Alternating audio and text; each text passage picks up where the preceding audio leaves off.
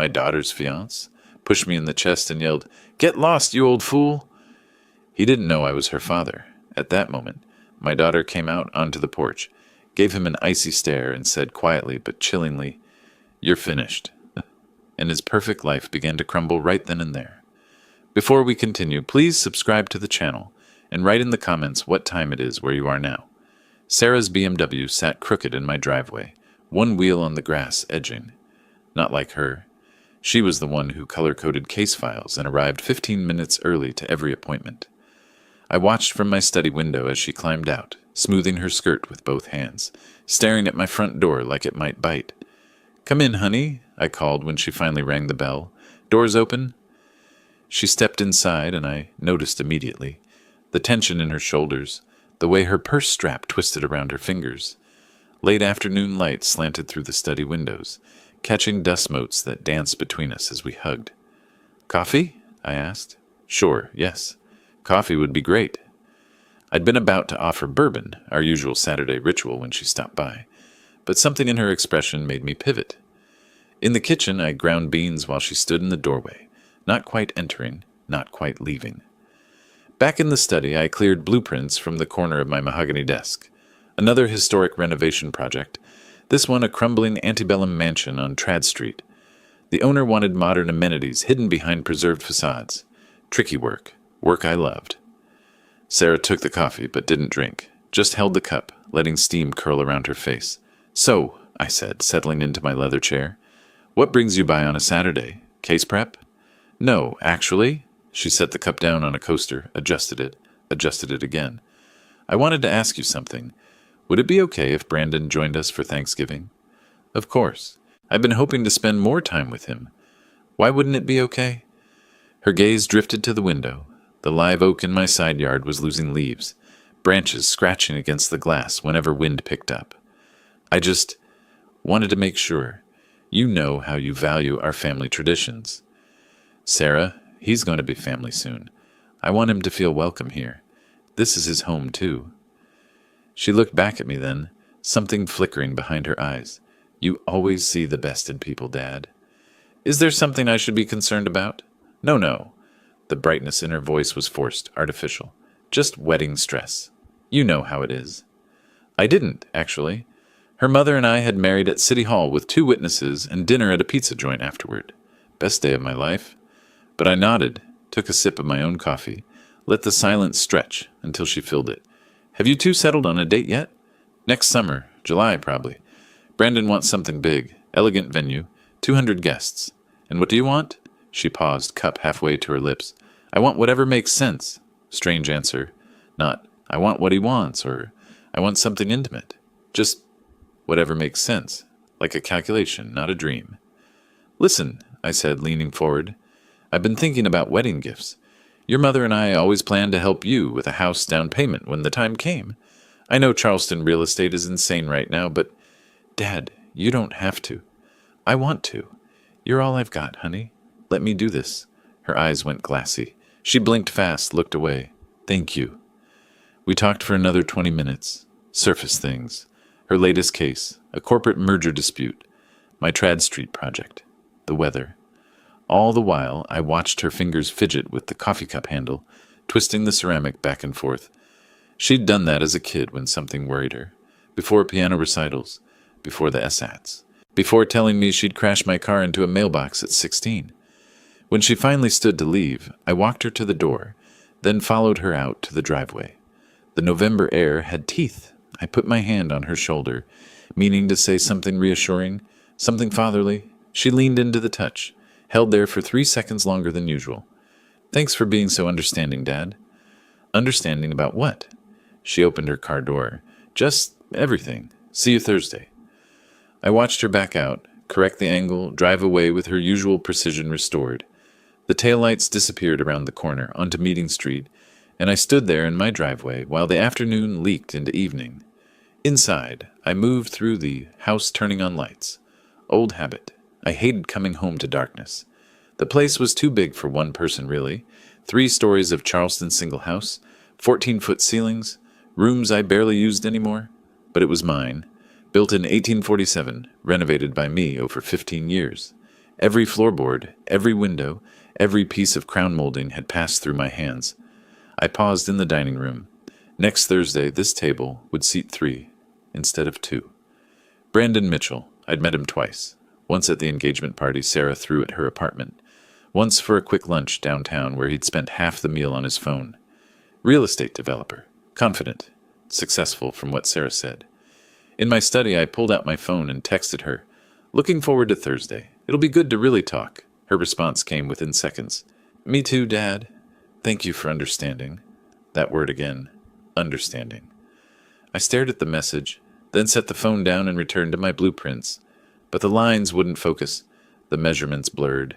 Outside my window, the live oak branches kept scratching against the glass. The turkey had been in the oven since morning, filling the house with the smell of rosemary and butter. I'd set the dining table with the good china. White porcelain with delicate blue edging that had belonged to Catherine. Hadn't used it in 3 years. The crystal glasses caught afternoon light from the bay windows, throwing small rainbows across the tablecloth. By 3:30, I'd changed into pressed slacks and a charcoal button-down, checked my reflection in the hall mirror.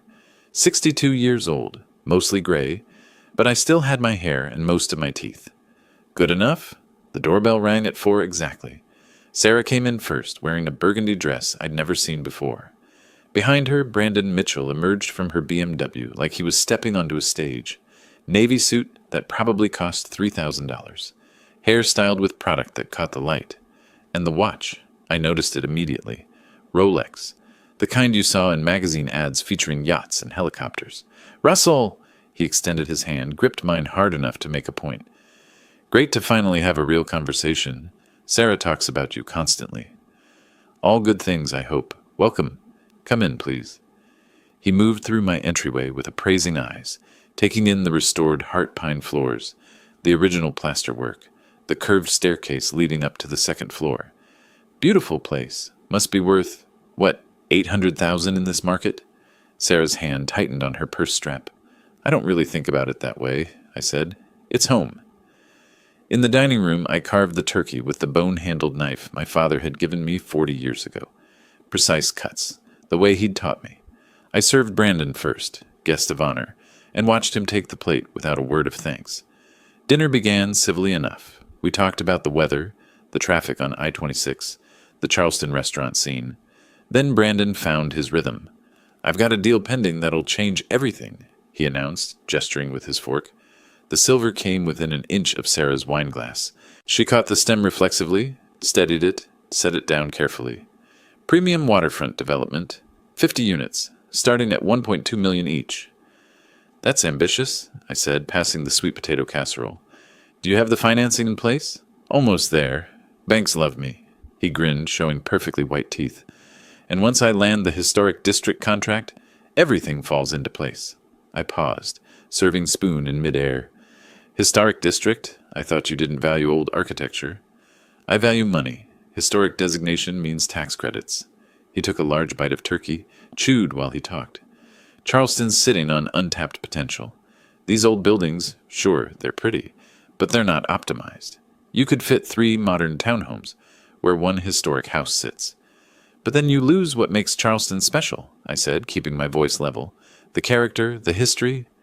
Character doesn't pay mortgages. Progress does. Sarah set her fork down. Some things are worth more than profit margins. Brandon reached over and patted her hand like she was a child.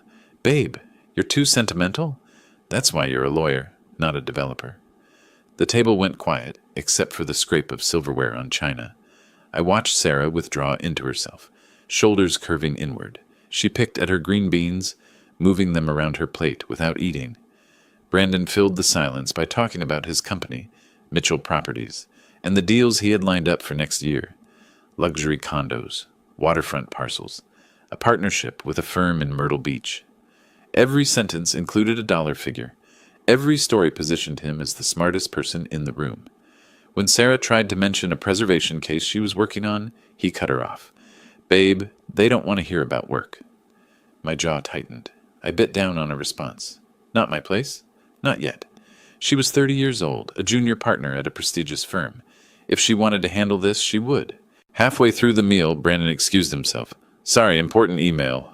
Work never stops. He wandered into the front parlor, phone in hand. Through the doorway, I could see him scrolling. Not email, social media, Instagram from the way his thumb moved. Sarah and I cleared plates in silence. In the kitchen, she scraped leftovers into containers, without meeting my eyes.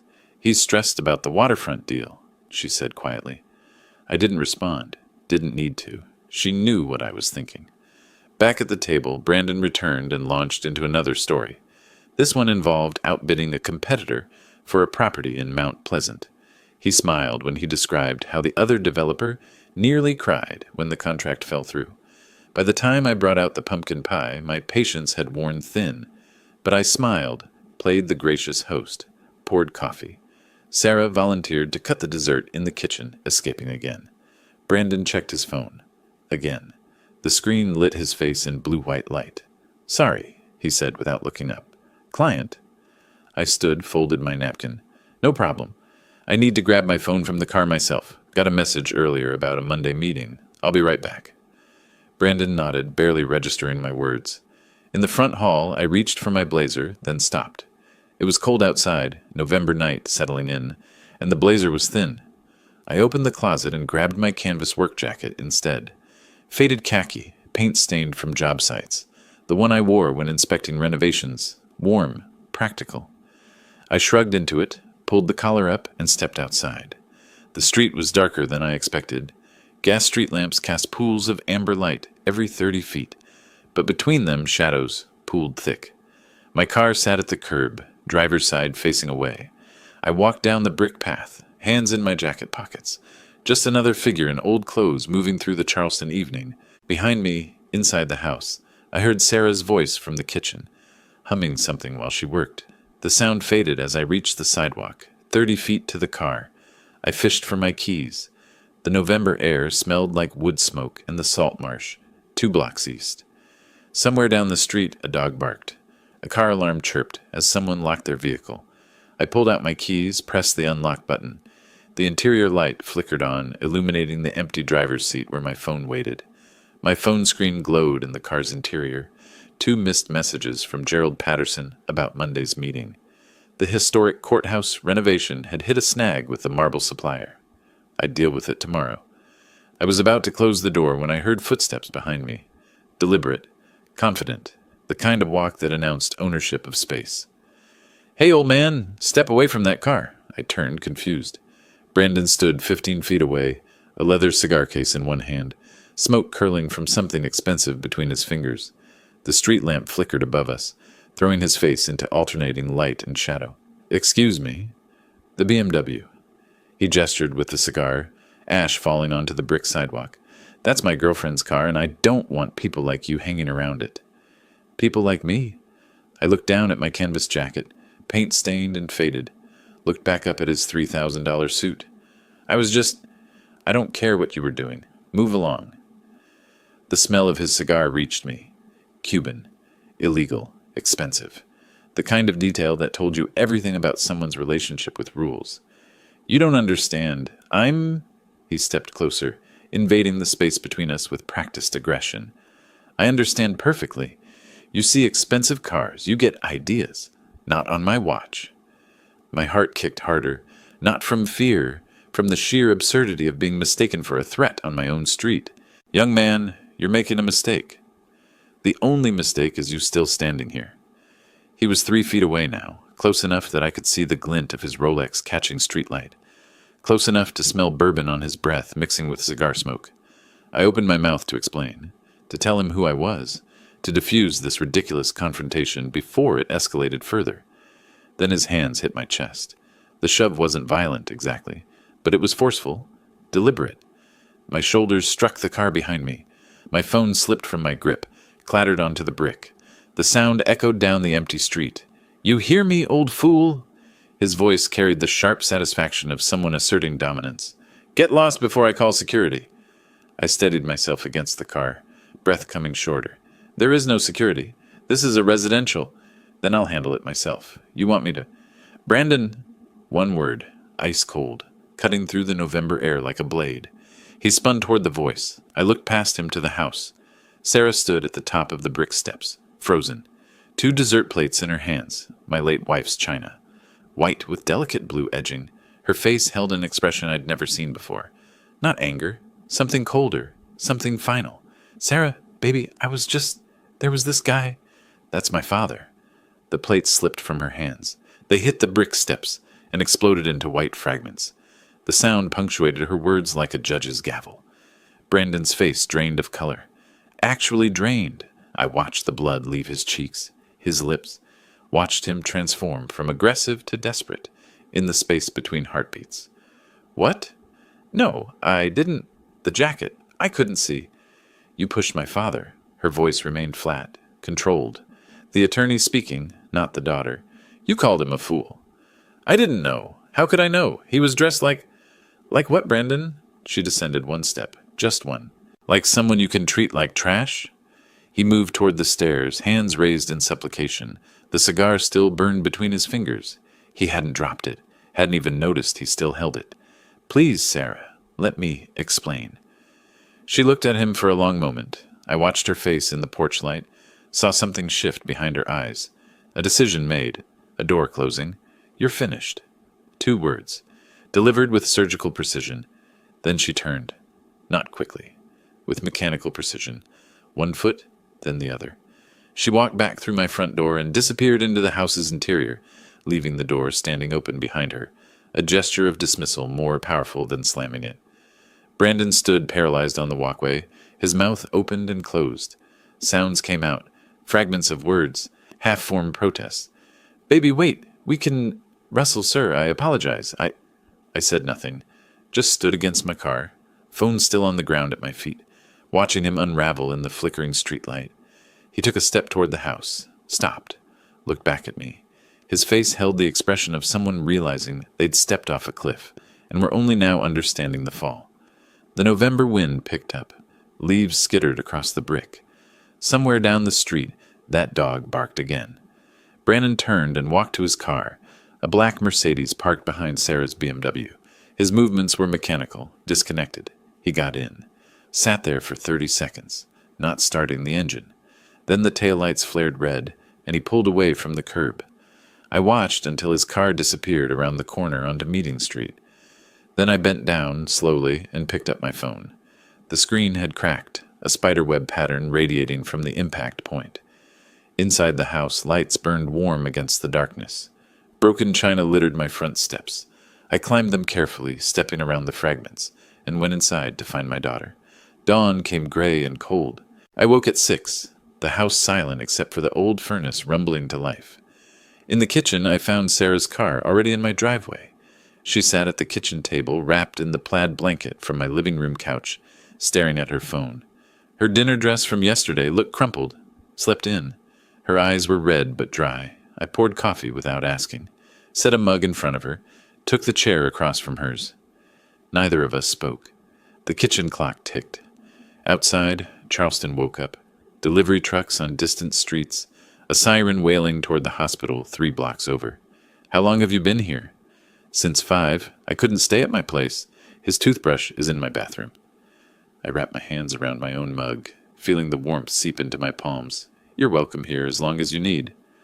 "I should have seen it sooner, Dad. The signs were there." She pulled a yellow legal pad from her bag, the kind she used for case notes. Dates, locations, witnesses, the attorney building her case. "Last month, he screamed at a parking attendant." Her voice was steady, professional. "Called him incompetent, stupid, worthless." The man just stood there, taking it. I told myself Brandon was stressed about work. "That's not stress. That's character." "I know." She looked up at me. "I'm an attorney. I deal with abusive personalities constantly. But I made excuses for him, because I wanted to believe in who I thought he was. That's human. You loved who he pretended to be." We moved to my study an hour later. She showed me her timeline. August 15th. Restaurant on King Street. Rude to the waitress. Left a 5% tip after the woman forgot his water refill. September 3rd. Charity gala. Mocked donors he considered beneath his social class. October 10th. The parking attendant incident. November 27th. Shoved her father in the street. The pattern was clear, escalating, each incident worse than the last. "I need evidence," Sarah said, setting down the legal pad. Documentation of his pattern before I break the engagement publicly. Otherwise, it looks personal, emotional.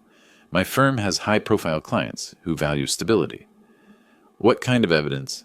Professional misconduct, business ethics violations, something that shows this wasn't about one bad night. It's who he is. I leaned back in my chair. Through the window, morning light caught the live oak branches, making shadows dance across my desk. I can help with that. At 2 in the afternoon, Brandon's messages started. Sarah's phone buzzed on my desk where she'd left it. She reached for it reflexively. I put my hand over hers. Let me see it first. The screen showed a text. I'm so sorry. I didn't recognize him in the dark. Please let me explain. 10 minutes later, Sarah, answer your phone. We need to talk about this. 20 minutes after that, you're being unreasonable. It was an honest mistake. By 7 o'clock, there were 23 texts, 14 missed calls. I watched Sarah read through them, her expression hardening with each message. Listen to this, she said. You're overreacting. It was dark. Anyone would have made the same mistake. He's rewriting the narrative. Here's another. Your father was dressed like a vagrant. How was I supposed to know? Notice he's not apologizing for the behavior, just for getting caught. When his 15th call came through, I reached over and held down the power button until the phone went dark. Sarah looked at me, surprised. You need space to think, and he needs to understand silence. Relief washed across her face. She nodded. At 7 exactly, I heard a car pull up outside. I moved to the study window, staying back from the glass. Brandon's Mercedes. He climbed out, strode up my walkway with manufactured confidence. Then he was at my door, pressing the bell. Once, twice, 5 times in rapid succession. I watched him through the sheer curtains. His suit was wrinkled, same clothes as yesterday, his hair less carefully styled. He cupped his hands around his face, peering through the sidelight windows. After 5 minutes, his posture changed, shoulders sagging, hands dropping to his sides. He turned, walked halfway down the path, then spun back and jabbed the doorbell 3 more times. Nothing. As he left, he kicked the bottom porch step. A small violence. The impact echoed in the quiet street. I watched his taillights disappear, then headed downstairs to my workshop. The basement had been my thinking space for 40 years. Walls lined with blueprints. Every building I'd designed, every restoration I'd overseen. The physical record of a career spent creating things that would outlast me. I cleared my drafting table and pulled out a yellow legal pad. At the top, in careful block letters, Mitchell Properties. My laptop took a moment to boot up. Then I opened the Charleston County Public Records database. Business licenses, property transactions, building permits. Brandon's company had been active for 6 years. 15 development projects completed, 3 currently in progress, and 1 pending. The Historic District redevelopment contract. The job he'd mentioned at dinner, the one with tax credits attached. I picked up my phone and scrolled through my contacts. Patricia Coleman. We'd served together on the Historic Preservation Board for 15 years. She answered on the second ring. Russell? Bit late for a social call. I need your discretion. Brandon Mitchell, what's his reputation among the Preservation Board? Silence for a beat. Then, that's the young developer bidding on the Historic District project. Russell, between us, there have been complaints. Aggressive behavior in meetings. He treated a city inspector rudely last month. The Historic District contract, when is that decided? Next week. Board meeting Wednesday. Why are you asking? Just doing some research. Thanks, Patricia. I hung up before she could press further. Next call, James Whitfield, a contact at First Charleston Bank. We'd worked together on commercial loans for restoration projects. James, quick question. Mitchell Properties, are they leveraged right now? His answer came carefully. Russell, you know I can't discuss client finances. Hypothetically, a pause, hypothetically, most developers that size carry significant debt. Construction loans, property acquisitions, they're usually one deal away from either expansion or trouble. One deal? One deal. Third call, Richard Shaw, City Planning Commission. We played golf twice a year and complained about zoning codes over bourbon. Richard, the Historic District redevelopment. What's the timeline if that contract falls through? Falls through? It's practically approved. Why? Humor me. Well, if the primary bidder withdrew or was disqualified, we'd have to restart the process. Rebid. Probably 6 months minimum. The property would sit vacant another year. I made notes. 3 pages of them. By midnight, the picture was clear. Brandon Mitchell had overextended himself. The historic district project was his anchor, the deal that would legitimize his company, provide capital for future development, establish him among Charleston's serious players. Without it, he'd be exposed, vulnerable. I sat back in my chair. The desk lamp cast long shadows across the blueprints pinned to my wall. Buildings I'd created over 4 decades. Structures that would stand for generations. Tomorrow, I'd start building something different. Saturday morning arrived cold and bright. I drove through the historic district toward my meeting with Patricia, taking the long route past the 5 buildings she'd mentioned on the phone. The restoration project Brandon wanted so badly. 19th century brick, ornate cornices, windows like empty eyes watching Charleston evolve without them. Beautiful bones, waiting for the right hands. I parked on a side street, fed the meter for 2 hours, walked the remaining block to the restoration room. The caf smelled like espresso and old wood, exposed brick walls, Edison bulbs, the kind of place where architects sketched on napkins and argued about cornice details. Patricia arrived exactly on time. She always did. Russell, she kissed my cheek, settled into the chair across from me. I'd already ordered her coffee, 2 creams, no sugar. How are you handling semi-retirement? Bored yet? Not particularly. The Trad Street project keeps me busy enough. We talked shop for 20 minutes. Her recent completion of a King Street renovation. My client who wanted modern amenities hidden behind historic facades. The delicate balance between preservation and practicality. Comfortable conversation between colleagues who'd served together on preservation boards, attended the same zoning hearings, fought the same battles against developers who saw Charleston as blank canvas instead of living history. Then I shifted gears, casual as I could manage. I've been hearing a name lately in development circles, Mitchell Properties. You know them? Patricia's posture straightened. Her coffee cup paused halfway to her lips. Brandon Mitchell? Yes, unfortunately. Why do you ask? Just curiosity. The name came up in conversation recently. She glanced around the caf, then leaned forward, lowering her voice. I hope not in a positive context. That young man has concerning qualities. I waited, let the silence encourage her. He applied for our historic district restoration project. Initially impressive on paper. Good portfolio, competitive bid. But then we started hearing things. What kind of things? Behavior issues. Treating inspectors disrespectfully. Aggressive with city officials. One of our board members witnessed him berating a contractor publicly. I sipped my coffee. That's troubling for someone handling historic properties. Historic properties require patience, respect for process. He seems to lack both. She set her cup down carefully. There's more. Kevin Parker, he's Mitchell's financial backer, expressed doubts after witnessing Brandon's behavior at a city planning meeting. Dismissive toward inspectors. Condescending about preservation requirements. Is he financially solid? Sometimes young developers overextend. Patricia's expression turned more serious. That's the concerning part. Word is his entire operation runs on a single bank loan, around $500,000. That's significant leverage for an unestablished company. And contingent on winning contracts. The bank apparently tied repayment terms to his success with our restoration project. I kept my face neutral. Inside, pieces clicked into place like joints in timber framing. When does your board decide? Wednesday afternoon. We have 5 qualified applicants now that Mitchell is losing favor. Losing favor? How quickly did that happen? Past 2 weeks. His reputation is spreading faster than he realizes. In our community, word travels. She checked her watch, gathered her bag. Russell, why the interest in Mitchell? This isn't your usual concern. I chose my words carefully. Let's just say I have personal reasons to understand who he really is. She studied my face for a long moment. Personal reasons, I see. Well, between professionals, he's not someone I'd trust with important projects or important people. I appreciate your candor, Patricia. Truly. After she left, I ordered a second coffee I wouldn't drink. Sat watching Charleston's Saturday morning unfold through the caf window. A young couple argued on the sidewalk. An elderly man fed pigeons from a paper bag. Life continuing its ordinary rhythms, while I calculated trajectories and consequences. Finally, I stood, left cash on the table, walked back to my car. Instead of going home, I drove to the waterfront district, parked near the 5 buildings slated for restoration. got out, walked the perimeter of each structure.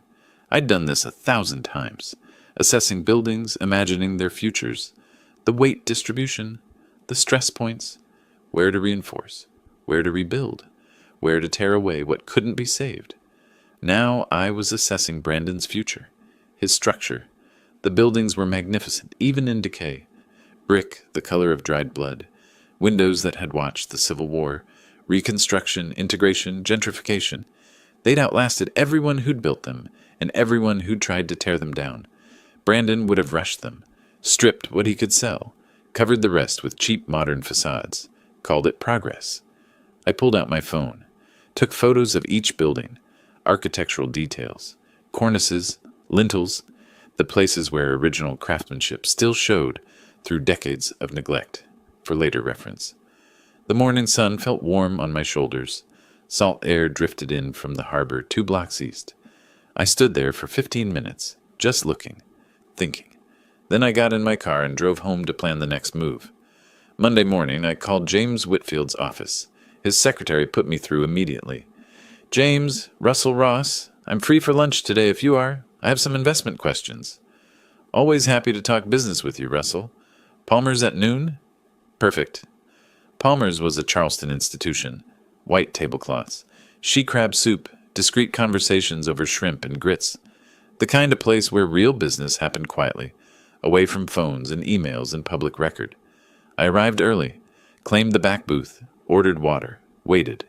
James showed up promptly at noon, tablet tucked under his arm, handshake firm.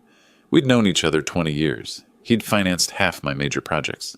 Good banker, cautious, thorough. "So," he said after we'd ordered investment opportunities, "I'm thinking about legacy.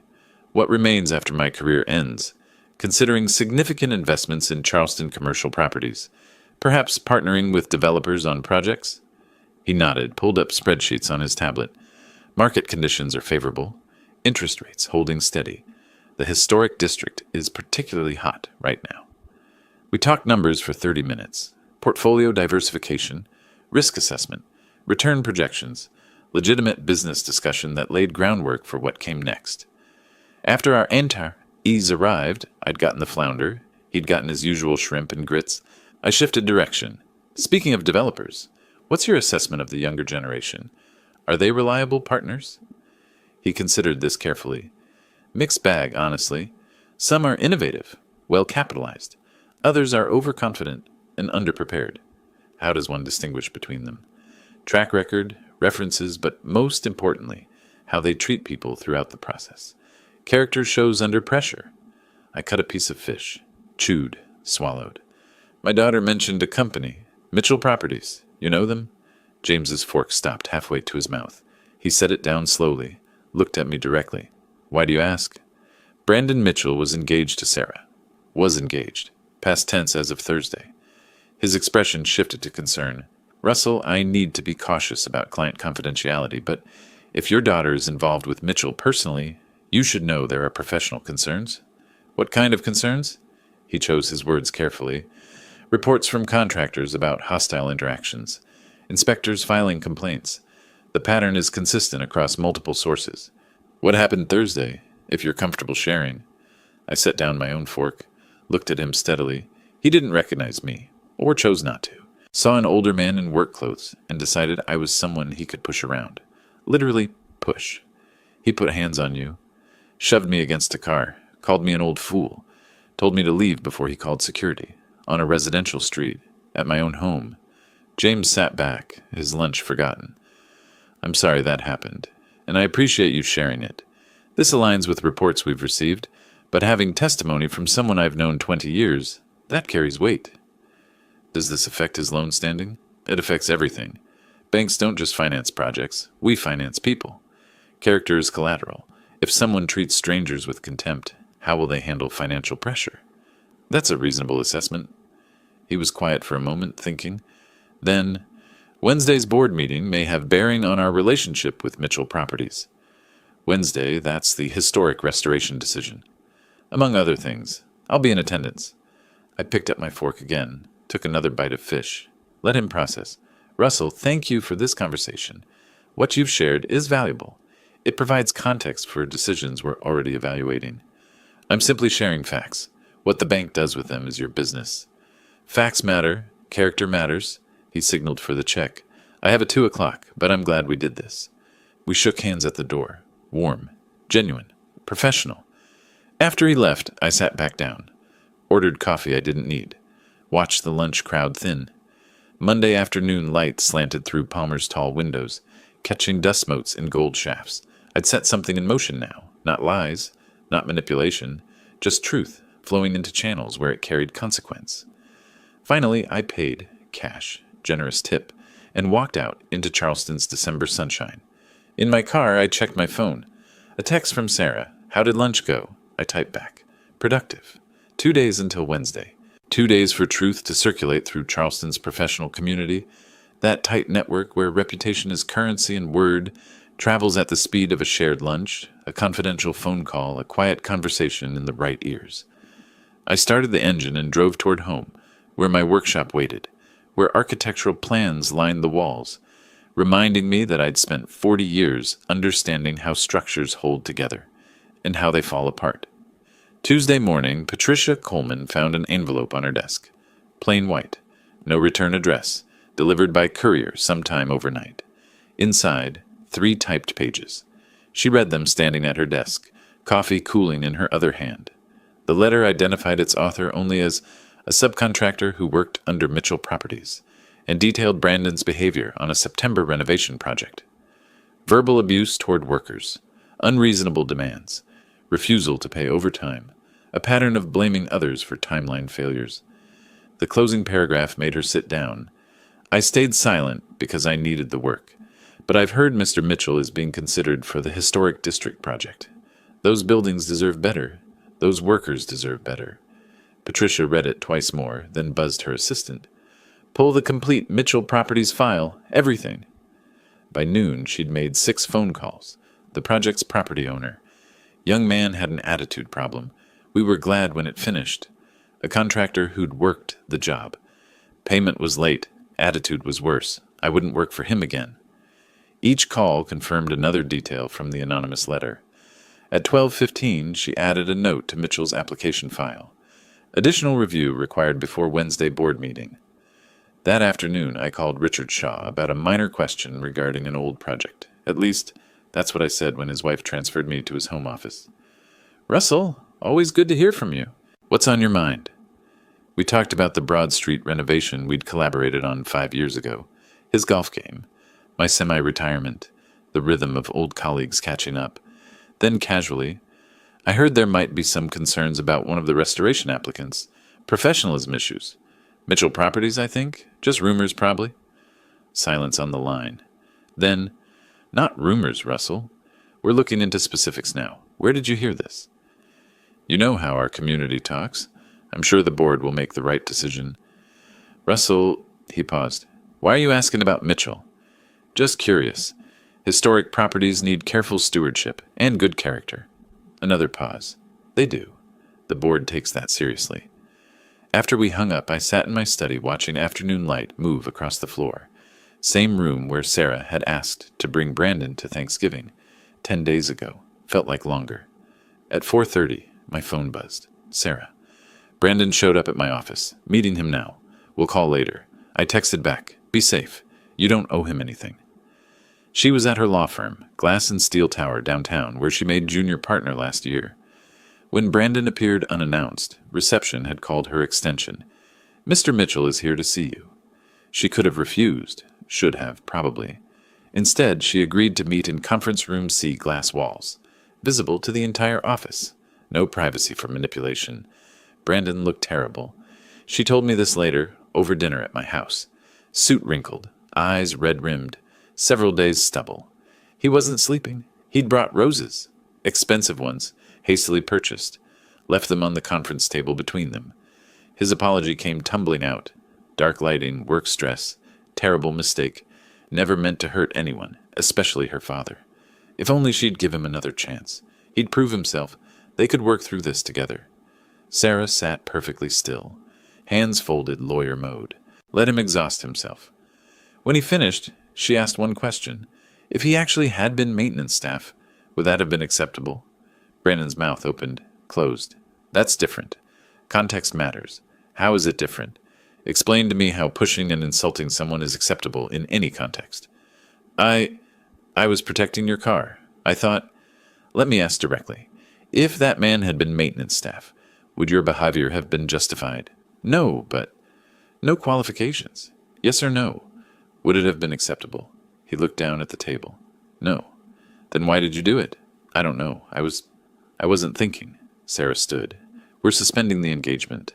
I need time to think about who I'm committing my life to. Suspending? Sarah, we can work through this. You need to work through this. Figure out why you think it's acceptable to treat people that way. Until you do, we have nothing further to discuss. How long? A week? A month? As long as it takes. Or forever. That's up to you. She walked out first, leaving him in that glass box, visible to everyone. Alone. The roses stayed on the table. By closing time, the petals were already browning. Sarah came to my house that evening. We ordered takeout, Thai food, her favorite, and ate in the kitchen. She recounted the conversation without emotion, clinical as a case summary. I'm done, she said finally. Even if he changes, even if he apologizes perfectly, I've seen who he is underneath. You can't unsee that. No, I agreed. You can't. She left around 9. I cleaned up, threw away the containers, stood at my kitchen sink looking out at the dark backyard. Tomorrow was Wednesday, board meeting day. I went to bed early but didn't sleep much. Just lay there thinking about structures, how they hold weight, how they distribute stress, how they fail when the foundation proves unsound. By morning, everything would shift. The board met at 2 o'clock Wednesday afternoon in City Hall's conference room. Patricia presented findings on 5 applications, moving through them systematically. When Mitchell Properties came up, she kept her voice neutral. Facts only. Initially promising submission, competitive bid. However, subsequent investigation revealed timeline violations on previous projects and multiple complaints regarding unprofessional conduct toward workers and inspectors. A board member asked, serious enough to disqualify? The committee believes historic preservation requires technical competence and professional reliability, respect for process, respect for people. James Whitfield sat in the back row, present as bank observer. He said nothing, just took notes. The vote was quick, unanimous. Mitchell Properties eliminated. Rejection letters went out at 5. Brandon sat in his office, rented suite in a business park, barely furnished, watching his email. 2 rooms, desk, filing cabinet, pictures of project renderings on walls that weren't his. At 5:07 p.m., the message arrived.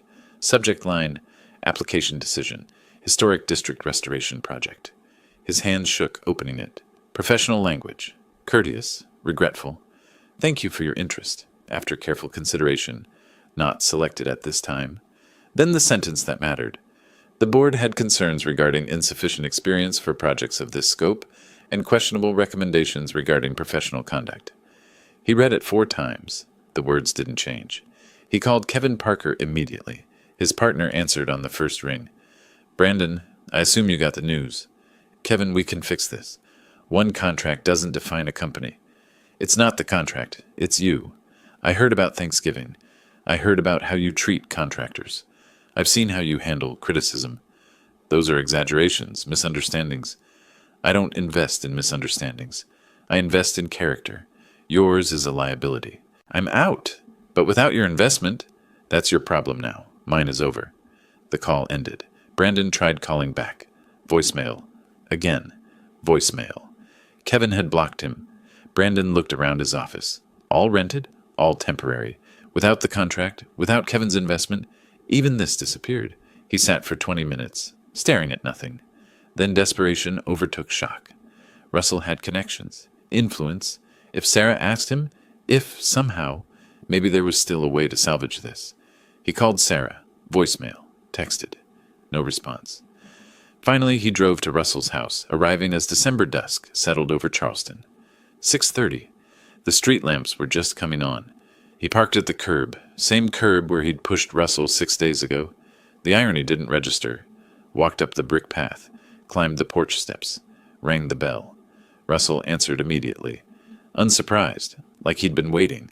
They stood at the threshold, Brandon on the porch, Russell blocking the doorway. Russell, please, I need to talk with you. There's been a terrible mistake with the board decision. No mistake. Come in. No. We'll talk here. If you could just speak to someone, use your connections, explain that Thursday was... Explain what? That you push people you consider beneath you? That you call strangers fools? I apologized. I made a mistake. No. You revealed yourself. Russell's voice was calm, cold. This old fool has 35 years of experience in Charleston. A reputation built on respect. You have what? Ambition? Contempt for people you think don't matter? Brandon's face changed, understanding arriving slowly, then all at once. You did this. The board. The contract. You. I did nothing. I simply let people know who you really are. Your reputation destroyed itself. Please, I'm losing everything. The business, the loan, Sarah. Everything. You lost Sarah when you showed her who you are. You lost the contract when your character became known. You lost your partner when he realized the risk. Consequences, Brandon. Not bad luck. Consequences. What am I supposed to do now? Russell stepped back, hand on the door. Learn. Grow. Become someone different. But not here. Not with my daughter. Not in my city. The door closed. Brandon stood on the porch for a full minute, then walked back to his car, sat in the driver's seat without starting the engine. Through Russell's study window, he could see light, life continuing normally while his disintegrated. Finally, he started the car and drove, aimlessly, through Charleston streets, past the historic buildings he'd never renovate, through neighborhoods where his reputation now preceded him. His phone buzzed, email notification, Charleston Regional Bank. Subject line, loan status review required. He didn't open it, not yet, just kept driving as night settled fully, streetlights blurring past, going nowhere because there was nowhere left to go. Thursday morning, certified mail arrived at Brandon's apartment. Charleston Regional Bank. Official letterhead. He opened it standing in what used to be his office.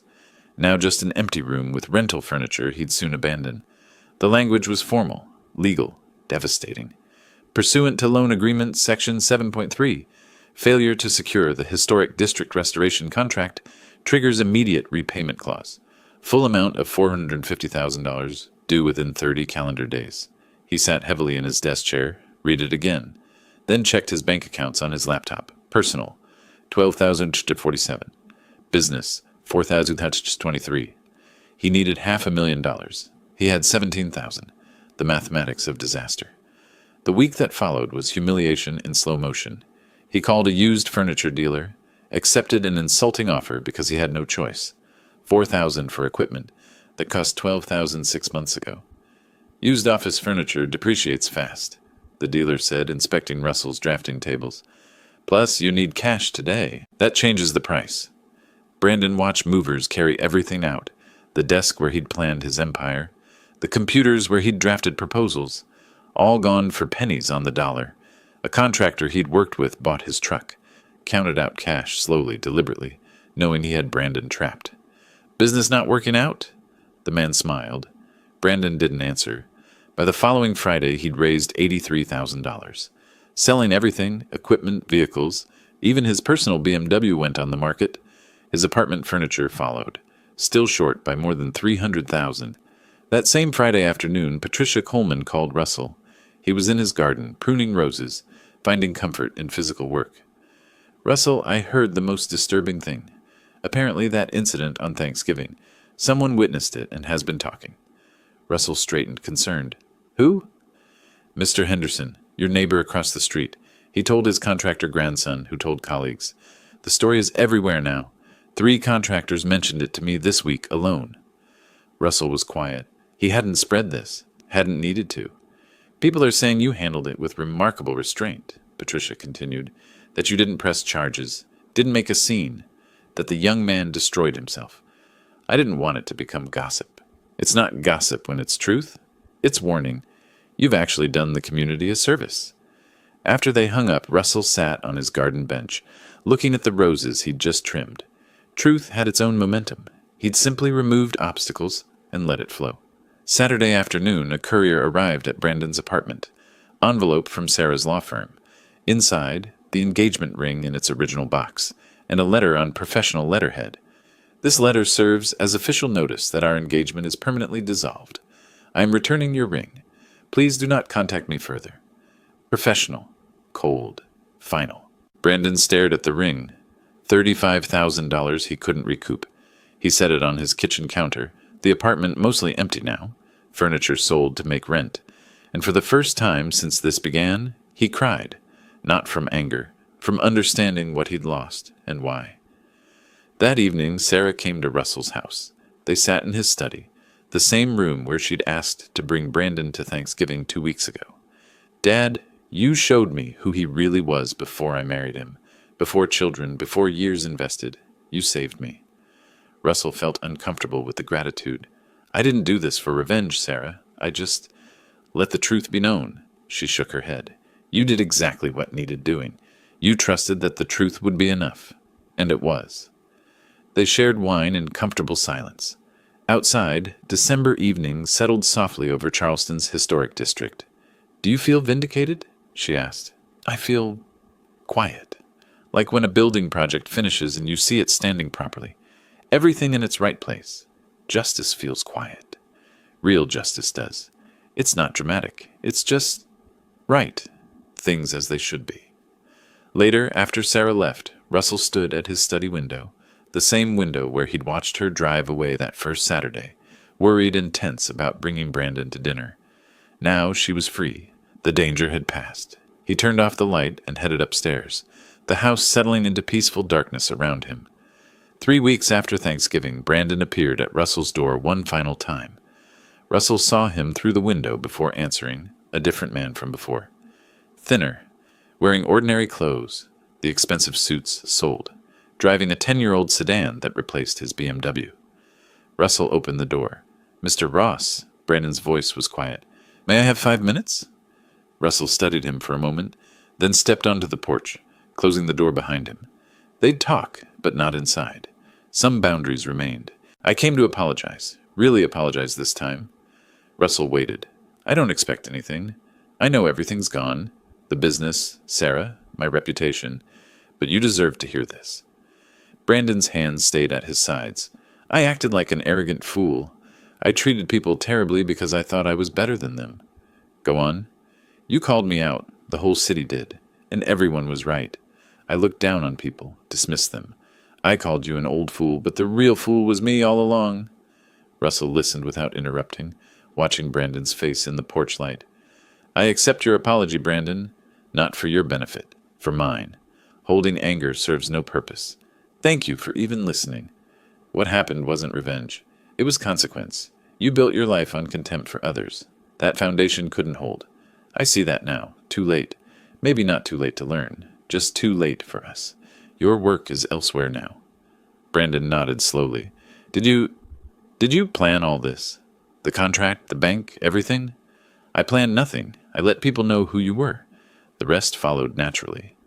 Understanding crossed Brandon's face. The old fool knew exactly what he was doing. This old fool knows about foundations. Yours was weak. They stood in silence for a moment. Then Brandon extended his hand. Russell shook it. Brief, formal, final. Brandon walked down the brick path, got into his old sedan, and drove away. Russell watched until the taillights disappeared, then went inside.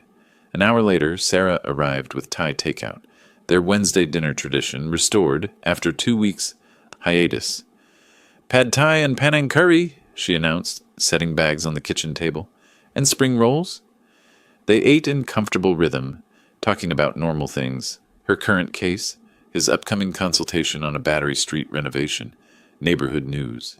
I've been seeing Andrew, she said, reaching for a spring roll. The attorney I mentioned. How's that going? Good, really good. He's kind. To everyone. I watched him help a lost intern find the copy room yesterday. Didn't have to, wasn't his job. Just did it. Character shows in small moments. You taught me that. Finally learned the lesson. After dinner, they moved to his second-floor balcony. Charleston spread below them, city lights twinkling in December darkness. Cool evening air, perfect for a few minutes outside. They stood side by side at the railing, not needing to fill silence with words. Brandon came by earlier, Russell said. Apologized. Sarah looked at him. And I accepted it. For myself, not for him. What happened needed to happen. Are you glad it's over? Glad isn't the word. Relieved, maybe. Justice served. You never wanted revenge, did you? Just protection. Protection for you. Justice for me. Same thing, in the end. Sarah leaned against the railing. Below, the historic district glowed softly. Buildings Russell had helped preserve. Streets he'd walked for 35 years. The community that had served him when truth needed telling. Thank you, Dad, for seeing clearly when I couldn't. That's what fathers do. We hold the light steady. Her phone buzzed. She glanced at it, smiled. Andrew, asking about my day. Russell watched her face in the screen's light and saw his daughter. Truly his daughter, not someone's deceived fiancé. Not a woman making excuses for cruelty. Just Sarah, happy, safe, free. Ready to go inside? She asked. It's getting cold. Russell took one last look at the city below. The buildings standing because their foundations were solid. The streets enduring because they were built to last. Like values, like family, like truth. Yes, he said, let's go in. They walked inside together, closing the balcony door behind them, leaving the past out in the December night where it belonged. Inside, the house was warm. Justice was done. Life continued, and that was enough. If you like this story, please like this video, subscribe to the channel, and share your impressions of this story in the comments. To listen to the next story, click on the box on the left. Thank you for watching.